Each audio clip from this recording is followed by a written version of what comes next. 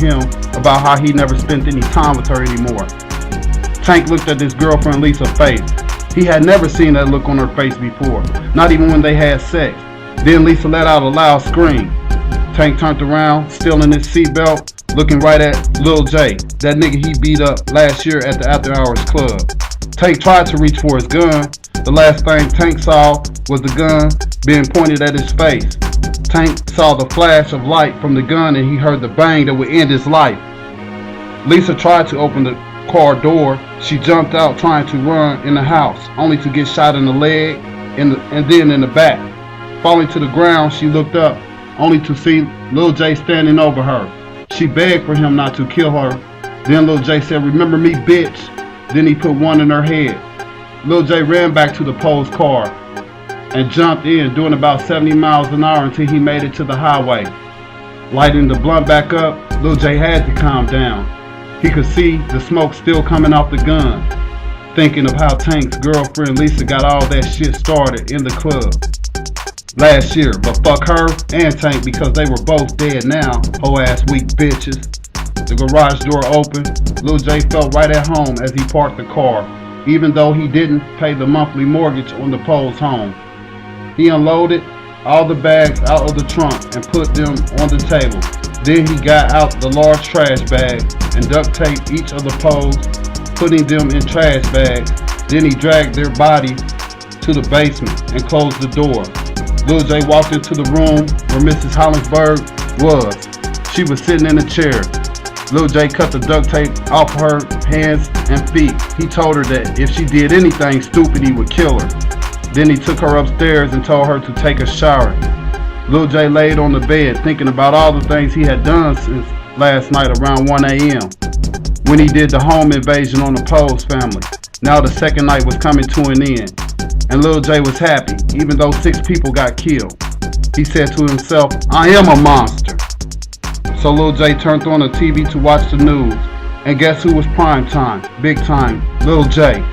Now the news reporter said that today someone walked into Heritage Bank in downtown Indianapolis and killed 35-year-old Kate Fishburne, then kidnapped 37-year-old Sandy Hollingsburg, and walked out of the bank with $10 million of unmarked cash.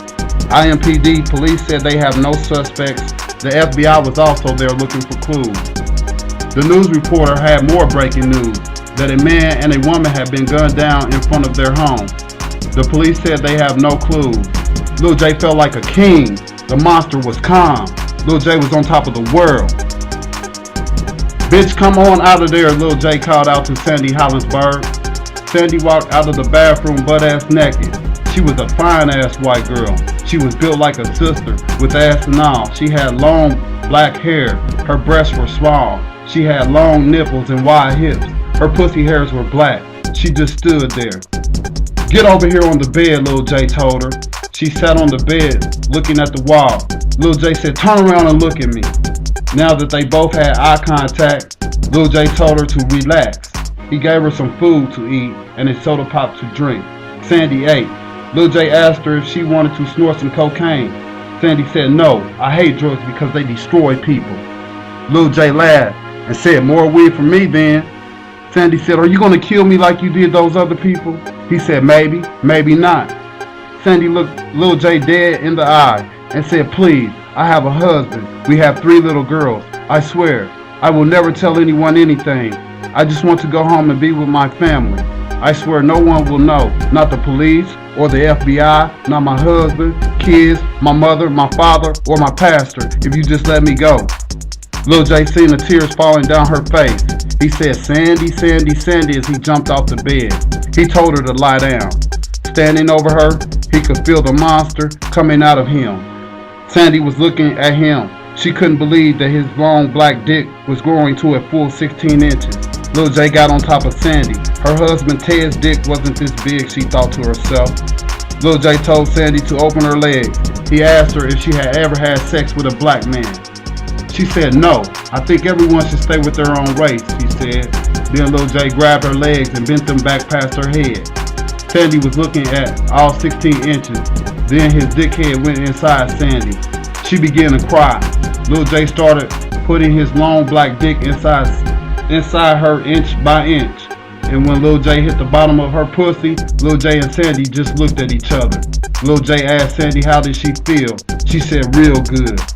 Lil J had Sandy Hollinsberg hooked on all 16 inches of his dick. Lil J started to fuck her hard and rough. She felt his dick in her chest. She could feel Lil J grabbing her with all his might. Then he roared like a lion, and Sandy let out a loud scream. Ted had never made her feel like that. Lil J pulled his 16-inch long dick out of her. Sandy could feel all his hot cum inside her. She was so wet.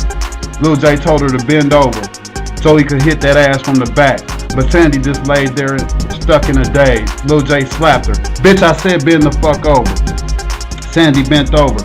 Lil J put his dick inside her asshole. She screamed loud. Lil J made Sandy shit on herself. After Lil J busted his nut in her asshole, he got up and duct taped Sandy and put her back in the room downstairs. Before Lil J shut the door, Sandy said, "Will you think about what I said about my family, please?" Lil J shut the door.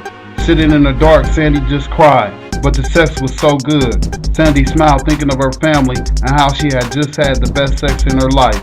Lil J went back upstairs and went to sleep. You have now heard Chapter 1 of The Monster, the Lion, the King, pages 1 through 16.